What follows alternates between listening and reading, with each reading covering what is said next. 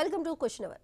ప్రపంచమంతా మూడో ప్రపంచ యుద్ధానికి పోతోందా అంటే అవుననేవారు ఉన్నారు, కాదు అనేవారు కూడా ఉన్నారు. ఎందుకంటే దాడులు మొదలై 2 రోజులే అయినా కీలక స్థావరాలు, ఎయిర్పోర్ట్లు, ఎయిర్ బేస్లు, సైనిక స్థావరాలు ధ్వంసమవుతున్నాయి.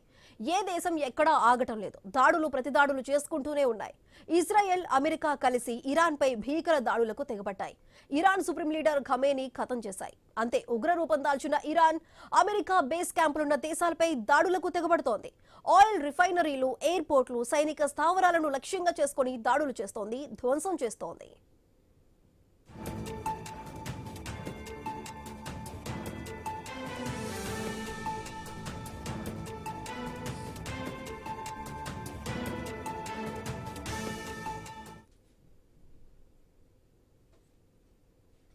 అయితే ఇవన్నీ ఎక్కడో జరుగుతుంటే ఎక్కడో ఉన్న భారత్ ఎందుకు ఆలోచనలో పడింది? భారత్లో ఉన్న ఆందోళనలేంటి? భారత్ భద్రతా పరంగా ఎలాంటి పరిస్థితుల్లో ఉంది? ఇరాన్పై అమెరికా దాడుల తర్వాత భారత్ నేర్చుకోవాల్సిన పాఠం ఏంటి? ఎవరి దగ్గర ఆయుధాలు ఉంటే వారి వైపు ఇతర దేశాలు కన్నెత్తి చూసే సాహసం చేయవా? మన దేశపు రక్షణ బడ్జెట్ ఏ స్థాయిలో ఉంది? ప్రపంచ దేశాలతో పోటీ పడే స్థాయిలో ఉందా? భారత రక్షణ బడ్జెట్ కూడా పెంచి ఆ మేరకు ఆయుధ సంపత్తి కూడా పెంచుకోవాలా? బలమైన సైనిక శక్తి ఉంటే పాక్, చైనాలతో పాటు అమెరికా కూడా పెద్దవి విప్పలేవా? రష్యా, ఫ్రాన్స్ల నుంచి అరగుర కాకుండా గంపగుత్తగా అత్యాధునిక ఆయుధాలను కొనుగోలు చేయాలా? 5, 6వ తరం ఫైటర్ జెట్ల తయారీ స్పీడ్ పెంచాలి. ఇప్పటి వరకు ఉన్న ఆయుధాలు ఎంతవరకు పనిచేస్తాయి? ఇప్పుడంతా డ్రోన్లదే నడుస్తోంది. ఆ కోణంలో భారత్ ఎంతవరకు ఆలోచిస్తుంది? డ్రోన్ టెక్నాలజీలో భారత్ ఏ స్థానంలో ఉంది అనే అంశాలు చర్చకు వస్తున్నాయి.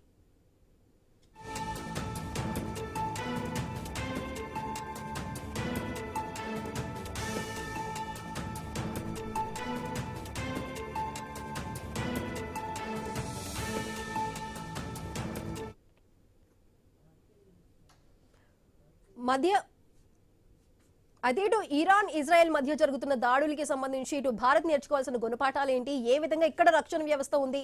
దానికి సంబంధించి ఆయుధాలని సమకూర్చుకోవాలా? మరి ఇలాంటి అంశాలకు సంబంధించిన మరింత విశ్లేషణని మా కొలీగ్ వంశీ కంటిన్యూ చేస్తారు. Vamshi, over to you. Sudha, good afternoon. మీరు చెప్తున్నట్టుగా మొత్తంగా ఇప్పుడు యుద్ధం కొత్త పుంతలు తొక్కుతుంది. సో డ్రోన్లతో యుద్ధం ఏ విధంగా జరుగుతుందో మనం చూస్తున్నాం. సో భారత్ గురించి మాట్లాడుకుంటే ఆపరేషన్ సింధూర్ ద్వారా మన దేశ శక్తి ఏంటో ప్రపంచ దేశాలకు చూపించాం. ఖచ్చితంగా అంటే శత్రువుల టార్గెట్ని లక్ష్యంగా చేసుకుని ఏ విధంగా దాడులు చేసిందో ప్రపంచం మొత్తం కూడా చూసింది. సో నిన్న ఇరాన్ పై దాడి ఒక రకంగా చూస్తే చిన్నపిల్లలు కొంతమంది చనిపోవటం, మహిళలపై దాడులు చేయటం, ప్రజలు అంటే జనసమూహాలపై, ఆవాసాలపై కూడా దాడులు చేశారు. కానీ భారత్ చేసిన టార్గెట్ ఎలా ఉంది అంటే ఖచ్చితంగా ఉగ్రస్థావరాలపై దాడులు చేశాం. అంటే ఎంత ఖచ్చితత్వంతో దాడులు చేశామో అక్కడ మనం చూసాం. కానీ ఇంకా భారత్ ఎటువంటి టెక్నాలజీని ఇంప్లిమెంట్ చేసుకోవాల్సిన అవసరం ఉంది, టెక్నాలజీలో ఏ విధంగా ముందుకు వెళ్ళాలి, రక్షణ రంగానికి సంబంధించి బడ్జెట్ కేటాయింపులు ఏ విధంగా ఉన్నాయనేది చూస్తే ఇటీవలే మనం బడ్జెట్ కూడా చూస్తే 2025-26 బడ్జెట్లో 6,81,కోట్లకు సంబంధించి బడ్జెట్ ప్రవేశపెడితే ఇక్కడ మనకు 9.53% ఇంక్రిమెంట్ వచ్చింది. 2025-26 మనం మాట్లాడుకున్నాం. ఆ తర్వాత 2026-27కి వచ్చేసరికి 7.85 లక్షల కోట్ల బడ్జెట్ని అయితే రక్షణ రంగానికి కేటాయించిన పరిస్థితి. మొత్తంగా పెరుగుదల అయితే 15.19% పెరిగింది. అంటే ప్రతి దేశం కూడా చెక్ చేసుకుంటుంది రక్షణ రంగానికి ఏ విధంగా బడ్జెట్ కేటాయించాలన్న దానిపై ముమ్మర కసరత్తు అయితే చేస్తున్నాయి. కానీ భారత్ ఇంకా రక్షణ రంగాన్ని బలోపేతం చేసుకోవాల్సిన అవసరం ఉందా అంటే ప్రస్తుత పరిణామాలను చూస్తే ఖచ్చితంగా మనం ఇంకా మన రక్షణ రంగాన్ని బలోపేతం చేసుకోవాల్సిన అవసరం అయితే ఉంది. ఆ దిశగా అడుగులు పడుతున్నాయి. కానీ ఇంకా మనం ఫ్రాన్స్ నుంచి కానీ, రష్యా నుంచి కానీ ఆయుధ సంపత్తిని దిగుమతి చేసుకుంటున్న పరిస్థితి. ఇంకా కొత్త తరం ఫైటర్ జెట్లను మనం తీసుకోవాల్సిన అవసరం ఉంటుందా? అదేవిధంగా ఇప్పుడు యుద్ధం అంటే ఇంతకుముందు నేలపై జరిగేది, ఇప్పుడు నింగిలోనే యుద్ధం జరుగుతున్న పరిస్థితుల్లో వింగ్ కమాండర్స్ పాత్ర చాలా కీలకమవుతుంది. అంత స్థాయిలో భారత్లో వింగ్ కమాండర్స్ ఉన్నారా? వాళ్ళకి సంబంధించి శిక్షణ ఏ విధంగా ఉంది? ఈ అంశాలన్నింటికి సంబంధించి మనతో మాట్లాడేందుకు ముందుగా జగన్మోహన్ మంత్రి గారు, retired air force wing commander join అవుతున్నారు. అదేవిధంగా అందే సత్యం గారు, ప్రముఖ విశ్లేషకులు, మరి కాసేపట్లో జాయిన్ అవుతారు. జగన్మోహన్ గారు, గుడ్ ఆఫ్టర్నూన్ అండి. వంశీ గారు, ప్రేక్షకులకి అందరికీ సార్, మీకు విశేష అనుభవం ఉంది, చూస్తూ ఉన్నాం. అంటే మీరు ఆర్మీలో ఉన్నప్పటికీ ఇప్పటికీ కూడా చాలా పరిణామాలు మారుతూ వస్తున్న పరిస్థితి. ఇప్పుడు యుద్ధం అంటే డ్రోన్లతోనే జరుగుతుంది. At the same time wing commanders పాత్ర కూడా కీలకంగా మారుతున్న పరిస్థితి. ఆ స్థాయిలో భారత్ వింగ్ కమాండర్స్ని కలిగి ఉందా? డ్రోన్ టెక్నాలజీని ఇంప్లిమెంట్ చేయగలుగుతుందా? శత్రు లక్ష్యాలను మనం ఆపరేషన్ సింధూర్లో చూసాం ఎంత చాకచక్యంగా ఛేదించగలిగాము. ఇంకా అడ్వాన్స్ టెక్నాలజీ రావాల్సిన అవసరం ఉందా? భారత్ ఏ విధంగా అడుగులు వేస్తుంది?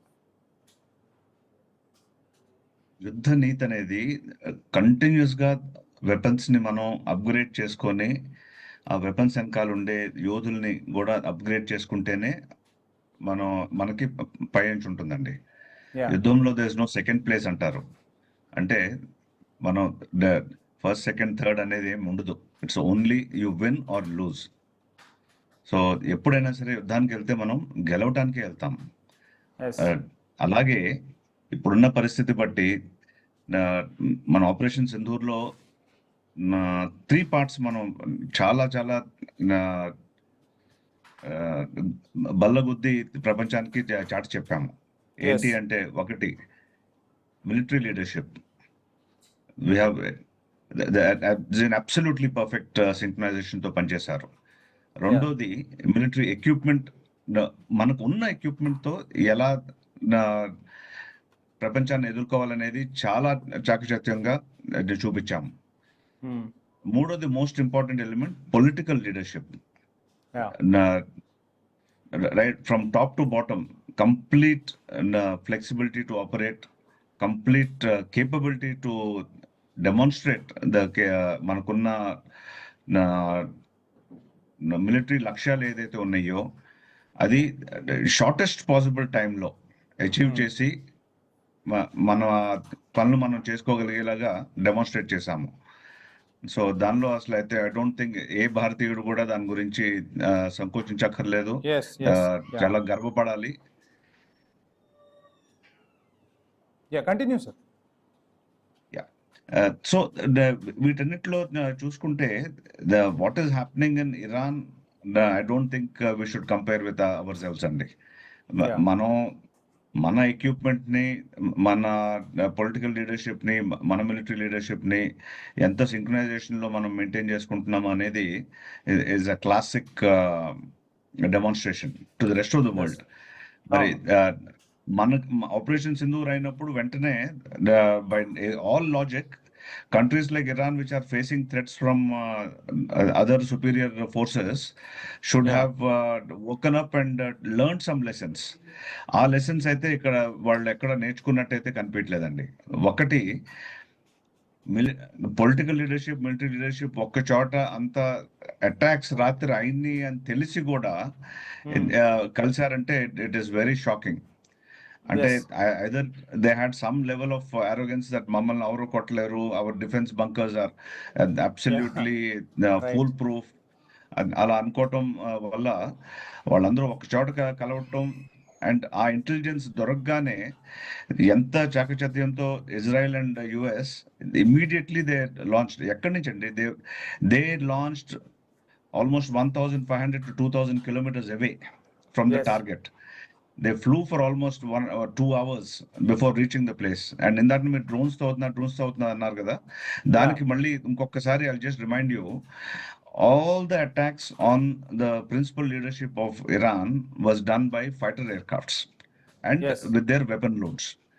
30 weapon loads were delivered to the same point with absolute accuracy and without a single loss. These are all extraordinary achievements which దీని నుంచి మనం చాలా లెసన్స్ నేర్చుకోవాల్సినవి మనకుందండి.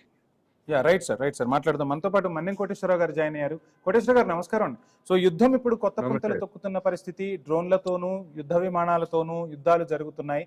సో ఆ స్థాయిలో భారత్ తన యుద్ధ సంపత్తిని, అంటే ఆయుధ సంపత్తిని పెంపొందించుకోగలుగుతుందా? ఇక రక్షణ రంగ బడ్జెట్ ని మనం చూస్తే 7.85 లక్షల కోట్ల వరకు రక్షణ రంగానికి కేటాయించిన పరిస్థితి. ఓవైపు చైనా నుంచి ముప్పుంది, అదేవిధంగా పాకిస్తాన్ నుంచి ముప్పున్న పరిస్థితులు. సో ఈ బడ్జెట్ సరిపోతుందా? ఎలా చూస్తున్నారు భారత ఆయుధ సంపత్తిని మీరు? ఏ దేశానికైనా బడ్జెట్ ఒక్కటే సరిపోదు, ఆయుధాలు ఒక్కటే సరిపోవు అనేటువంటిది వర్తమాన చరిత్రలో జరిగినటువంటి పలు ఉదంతాలు వెల్లడిస్తున్నాయి.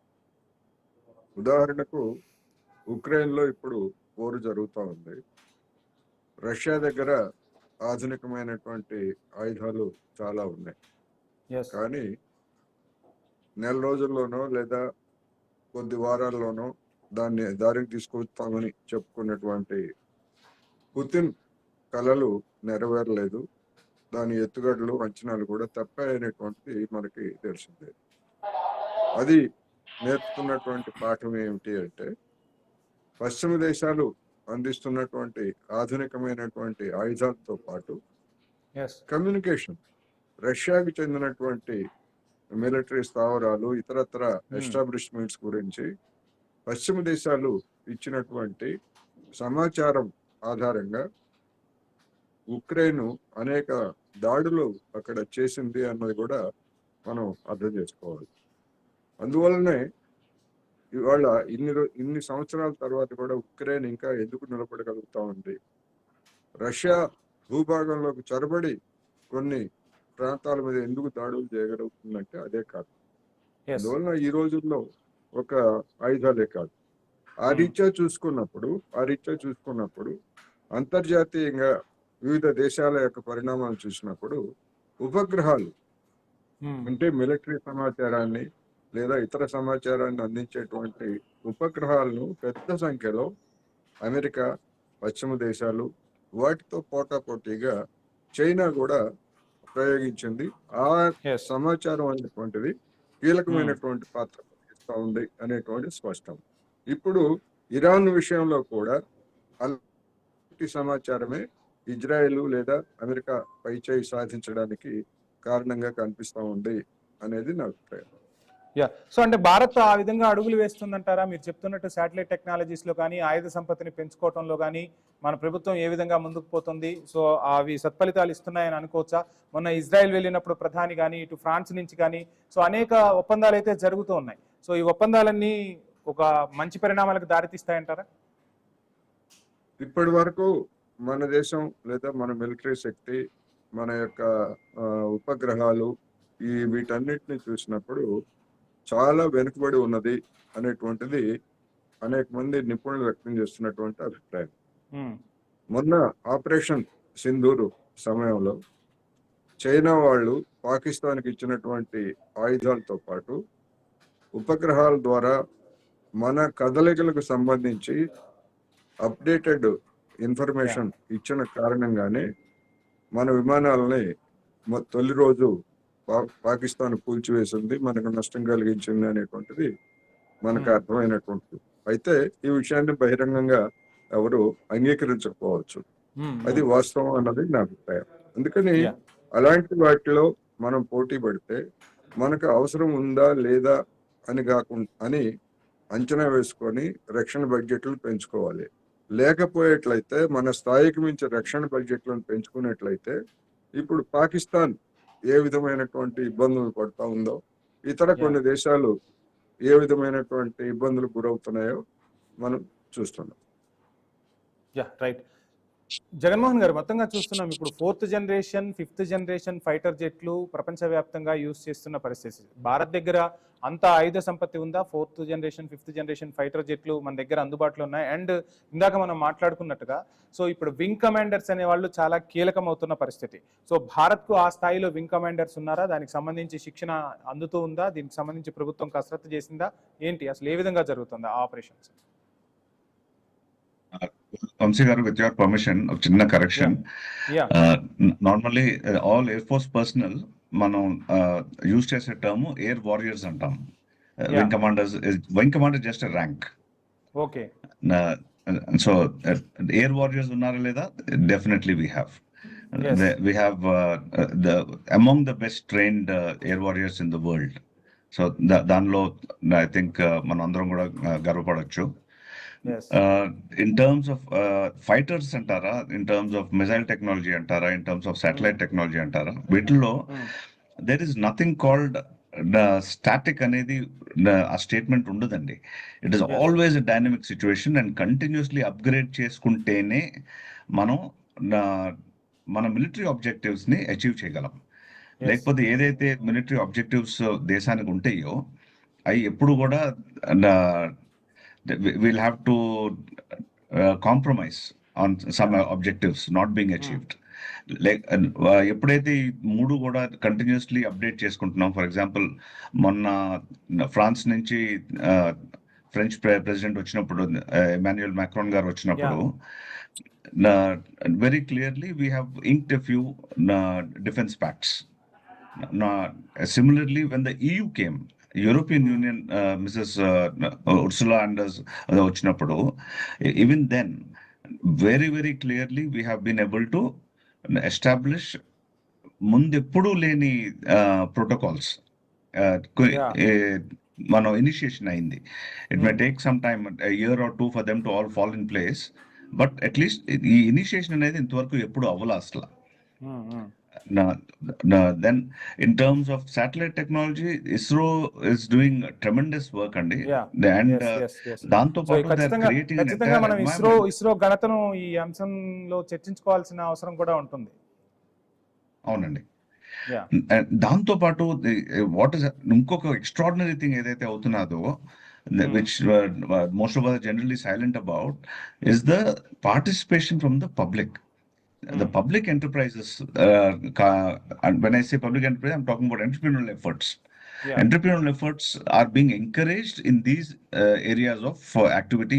Mundu, anything to do with defense anedi was always kept very secretive and was not open to participation by the general public. It was only a government activity. Ippudu ala kakunda, there is tremendous encouragement. And Indian defence expositions అని చెప్పి extensive గా పెట్టారు, ఐడెక్స్ అంటారు. దాంతో పాటు DRDO ఇప్పటిదాకా achieve చేసిన technologies ఏదైతే ఉన్నాయో అది కూడా ప్రైవేట్ ఎంటర్ప్రైజెస్ తో షేర్ చేసి విత్ కో పార్టిసిపేషన్ ప్రొడక్షన్ దాకా తీసుకొచ్చేలాగా ఎంకరేజ్ చేస్తున్నారు. లాట్ ఆఫ్ మూవ్మెంట్ అండి, lot of movement. I think we're in the right direction. And ఇక్కడ జగన్మోహన్ గారు S-400 గురించి మనం విన్నాం ఆపరేషన్ సింధూర్ లో. సో ఇంకా S-400 లాంటి రక్షణ వ్యవస్థలు చాలా అవసరం, మనం ఖచ్చితంగా దిగుమతి చేసుకోవాల్సిన అవసరం ఉందన్న టాక్ కూడా వినిపించింది. అండ్ S-500 గురించి కూడా విన్నాం. సో ఆ దిశగా అంటే కొన్ని స్క్వాడ్స్ అంటారు, ఆ స్క్వాడ్స్ లో వీటన్నింటినీ ఏర్పాటు చేయడానికి కావాల్సిన బడ్జెట్ కి వచ్చిన ప్రాబ్లం ఉంటుందా, లేదు ఆ టెక్నాలజీని మనం ఇంప్లిమెంట్ చేసుకోలేమా, లేదు మొత్తంగా కూడా విదేశాల మీదే మనం ఆధారపడాల్సి ఉంటుందా? ఎప్పుడైనా సరే అండి, ఆయుధం బయట నుంచి వస్తున్నది అంటే మందు కాదది.